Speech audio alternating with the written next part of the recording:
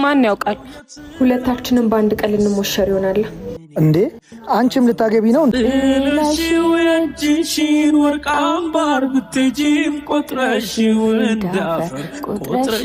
እንዳፈር ኋላ ዋጋዬ የሚገባሽ መሆኑን እያደር ያጣሽው ወርቅን ያህል ነገር ታሪኩ ስለሰሚው ይከብዳል፣ ቢያወሩት ለሰሚው ይከብዳል። ማን ለማን ይፈርዳል?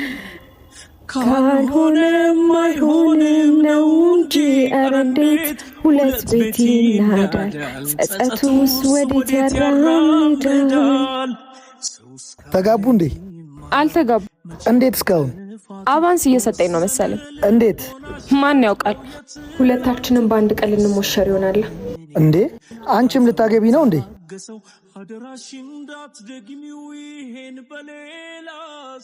እንዴ ቢኒ እዚህ ምን ታደርጋለህ? ምን ሰራልሽ እዚህ? እኔማ ኢንጆይ እያደረኩት ነው። ምኑን? የማጣት ስሜቱን፣ ወዶ መለየቱን። ቢመርም ልቅመሰው ከእንግዲህ ውለታን አልጠብቅም ከሰው አይደል ያለ ዘፋኙ። በቃ ይሄን ነገር አምነን መቀበል አለብን። መቀየር በማንችለው ነገር ጊዜያችንን አናባክን። በቃ እኔን ተይኝ። መተው የሚችለው እኮ በአይኑ ያፈቀረ ነው። በነፍሱ ላፈቀረ መተው ማለት ሞቱ ነው። እሺ ታዲያ ምን ላድርግ? ምንም አታድርግ። ግራ ገባኝ እኮ። መጨረሻቸውን ብናቅ ብዙ ማንጀምራቸው ነገሮች ነበሩ። ለማንኛውም እኔ ልሂድ። እንኳን ሰው ደካማው ቀርቶ የፈጠረው ጌታ ተስሞ ተሽጧል በወዳጁ ማታ።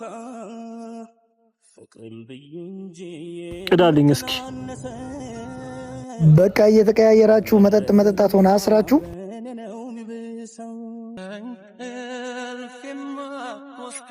አማራጭ አጣን። አማራጭማ አለ። ምን? ፍቅር። እሷን ወዳታለሁ ግን ደግሞ ጄ መጉዳት አልፈልግም። በፍቅር ሁለቱም እንዳይጎዱ ማድረግ ትችላለህ። እንዴት? ያቺ የማትወዳትን ልጅ ብታገባትም ደስተኛ አታረጋት፣ አንተም ደስተኛ አትሆንም። ይልቁንስ ያላትን ደስታ ነው የምትቀማት። ሂድ። እችኛዋም ደክሟታል፣ ሳትወድቅ ደግፋት። ፍቅርን አስበልጦ ደግሞ የወደቀ የለም። ልክ ነህ እኮ። በፍቅር ሁሉ ነገር ሊስተካከል ይችላል። በቃ አሁን መሽቷል። ጠዋት ሂጂ እንደምወዳት እነግራታለሁ። እሺ ቻው።